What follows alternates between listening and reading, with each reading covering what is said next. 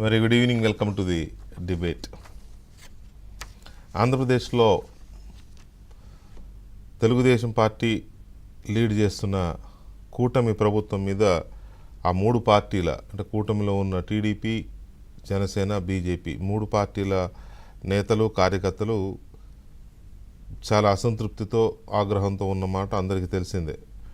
BJP సంగతి ఎలా ఉన్నా టీడీపీ ప్రధానంగా, అలాగే జనసేన కూడా పార్టీ అధినేతల మీద, ప్రభుత్వం మీద సీరియస్గా ఉన్నమాట తెలుసు అందరికీ. ఎందుకంటే గత 5 ఏళ్ల జగన్మోహన్ రెడ్డి హయాంలో చేసిన అరాచకాలు కానీ, పెట్టిన కేసులు కానీ, వేధింపులు కానీ, దౌర్జన్యకాండ కానీ, వీటి విషయంలో అప్పుడు పోలీసులు వాళ్ళు వెళ్ళి కంప్లైంట్ ఇస్తే కూడా తీసుకోలేదు. ఇప్పుడు వచ్చిన తర్వాత కూడా ఎందుకు ఇంకా వాళ్ళ విషయంలో మీనమేషాలు లెక్కిస్తున్నారు అనేది ఇప్పటివరకు కార్యకర్తల్లో ఉన్న ఆవేదన, ఆక్రోశం, ఆగ్రహం అన్నీ. సో ఇప్పుడున్న ఈ సిచ్యువేషన్లో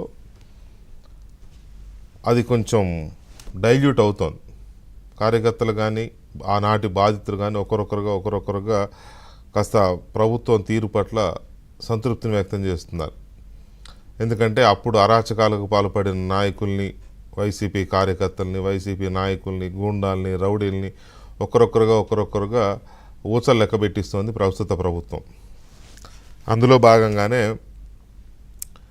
ఆల్రెడీ గతంలోనే బాపట్ల మాజీ ఎంపీ నందిగం సురేష్ జైలుకి వెళ్ళారు. జైల్లో చాలా కాలం వచ్చారు. మళ్ళీ బయటకు వచ్చి మరియమ్మ అనే ఒక ఆవిడ ఆత్మహత్య చేసుకున్న కేసులో మళ్ళీ జైలుకి వెళ్ళారు. మళ్ళీ బెయిల్ తీసుకుని బయటకు వచ్చారు. ఇప్పుడు మళ్ళీ ఇంకో కేసు అయింది.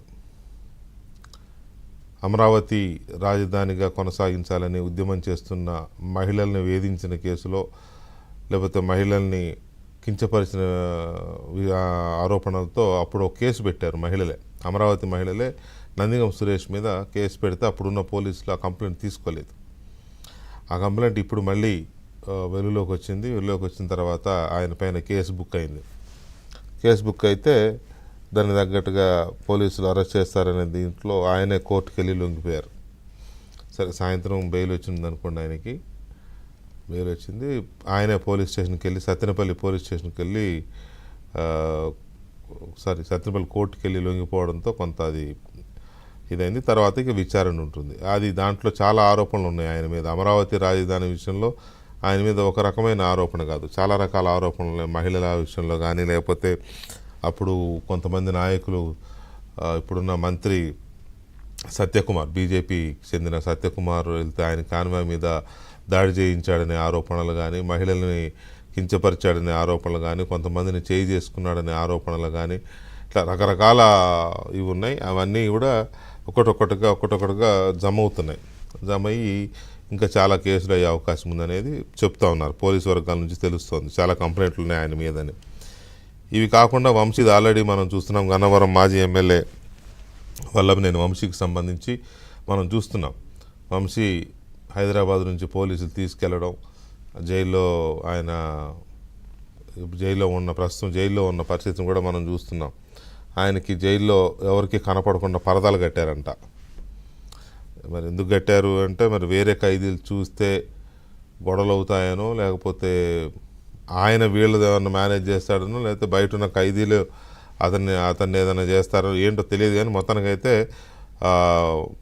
వంశీ ఎవరికి కనపడకుండా ఆయన ఉన్న ఆ సెల్కి పరదాలు కట్టారనేది ఒక వార్త. అయితే వంశీ మనుషులు, వంశీ తరపు వాళ్ళు బెయిల్ కోసం సీరియస్గా ట్రై చేస్తున్నారు.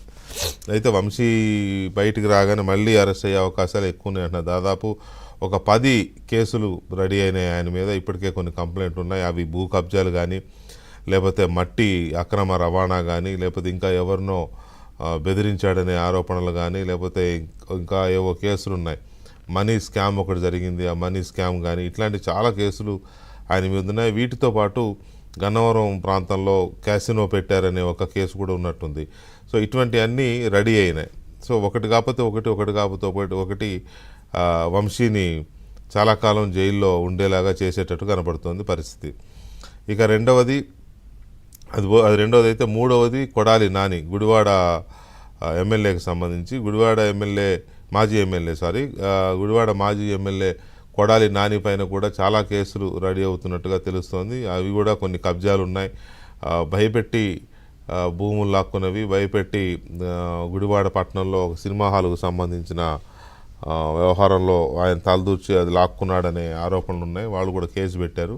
ఇంకోటి ఏదో స్కూల్ విషయంలో కూడా ఇట్లాంటిదే జరిగింది అనేది ఇంకొక ఆరోపణ ఉంది. వీటితో పాటు గుడివాడ పట్టణంలో కొన్ని ప్రభుత్వ స్థలాలు కబ్జా చేశాడని, గుడి పేరుతో ఇంకేదో చేశాడని, వీటన్నిటితో పాటు ఒక క్యాసినో, భారీ ఎత్తున క్యాసినో ఏర్పాటు చేసి అక్కడ జూదం ఆడించారు. వేరే రాష్ట్రాల నుంచి, గోవా ఇతర ప్రాంతాల నుంచి అమ్మాయిలు తీసుకొచ్చి అక్కడ పిచ్చి పనులన్నీ చేయించారు అనేది ఇంకొక ఆరోపణ ఉంది. అది కూడా కేసు రెడీ అవుతున్నట్టుగా చెప్తున్నారు. సో కొడాలి నానికి సంబంధించి ఇది ఎప్పుడైనా తెర మీదకి రావచ్చు. సో వీటితో పాటు ఆయన కొంతమందిని దుర్భాషలాడిన కేసు కూడా ఉంది, కంప్లైంట్లు కూడా ఉన్నాయి. కాబట్టి వాటిని కూడా వెలికి తీస్తే అటు కొడాలి నాని, ఇటు వంశీ ఇద్దరు ఆ కేసులో జైలుకి వెళ్ళే అవకాశం ఉంది మళ్ళీ. ఎందుకంటే భువనేశ్వర్ గారి విషయంలోనే పర్టికులర్గా భువనేశ్వర్ గారిని నిందించారు అనే దీని మీద వాళ్ళిద్దరి మీద కేసులు కంప్లైంట్స్ ఉన్నాయి. సో వీరితో పాటు ఇంకా చాలామంది మీద ఇలాంటి కంప్లైంట్లన్నీ, కొంతమంది చిన్న చిన్న కేసుల్లో జైలుకి వెళ్ళారు, వస్తున్నారు, కొంతమంది బెయిల్ మీద ఉన్నారు.